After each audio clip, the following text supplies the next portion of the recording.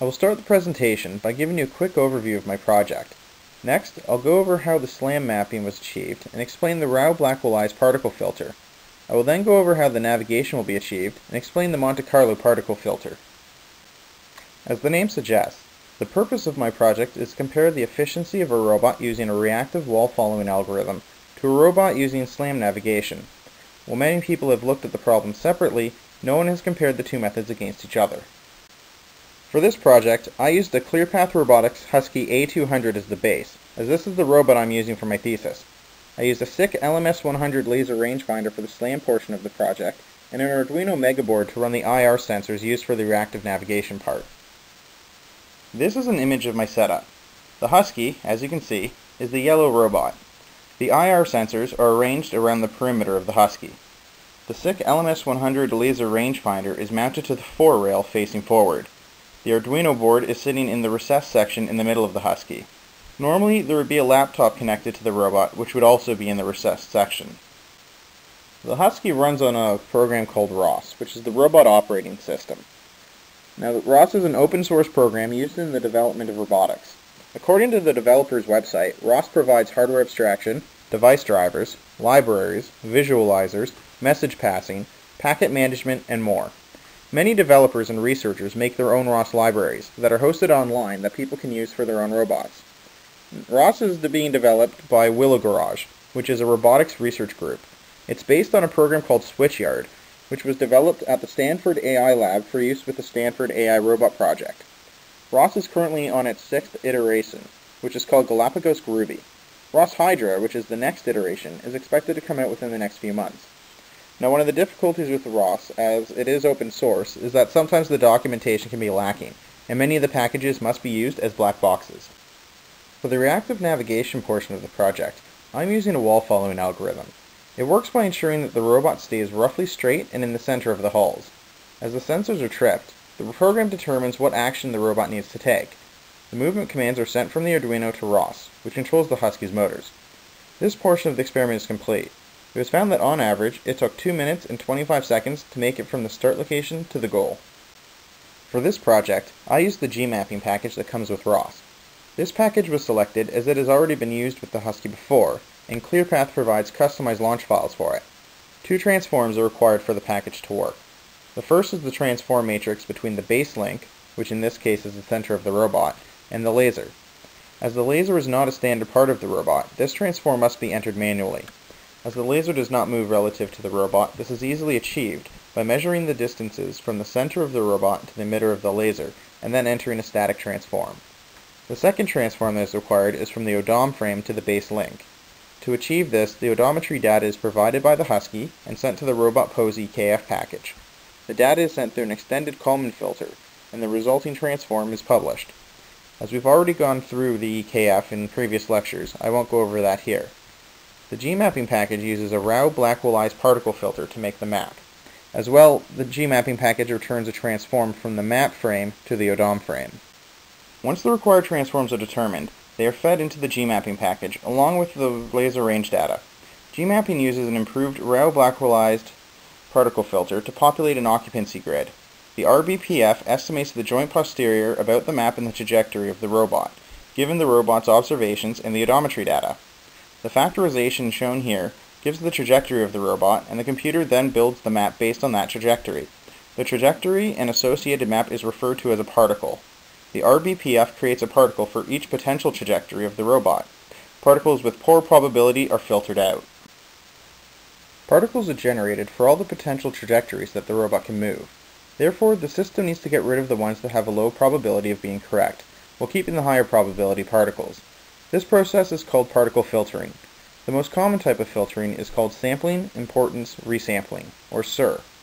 The system incrementally processes the sensor data and odometry data as it comes in.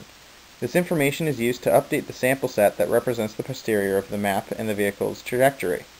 There are 4 steps to the SIR process. The first step is sampling. Samples are taken based on the previous generation of samples in the proposal distribution, which is pi. The second step is importance weighting. This is used to determine which particles need to be resampled. This is needed as usually the proposal distribution is not the same as the target distribution, so we only want to keep the most probable particles. After the weights are determined, particles with a low weight are dropped and replaced by particles with a higher weight. This step is necessary as the computer needs the correct number of samples to calculate the approximate continuous distribution of the system. Once the poor particles are dropped and replaced with better ones, the map is estimated. The map is estimated for each particle using the particle's trajectory and the history of observation of the sensors. This is a floor plan of the UOIT basement. The white section in the hallway is the SLAM map laid over the floor plan. As you can see, the SLAM map very closely matches the floor plan. The map is detailed enough that you can see where the sensor detected a step in the upper right corner, and those dots are the poles on a glass barricade next to the access ramp. Overall, the mapping works very well. To achieve autonomous navigation, I use the AMCL package in ROS. Again, ClearPath has provided a customized launch file for this package for use with the Husky. AMCL takes in a map, laser scan data, and transform data, and outputs robot pose estimates. The package requires an initial pose estimate provided by the user so they can tell where to start in the map. This image shows how the transforms change using AMCL. Usually, there's a direct transform from the base frame to the odom frame using dead reckoning.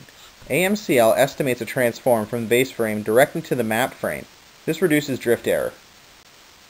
Monte Carlo localization is a recent but popular localization method used in robotics. It is relatively simple to implement and can be used for both local and global localization problems. I will give a brief description of how Monte Carlo localization works.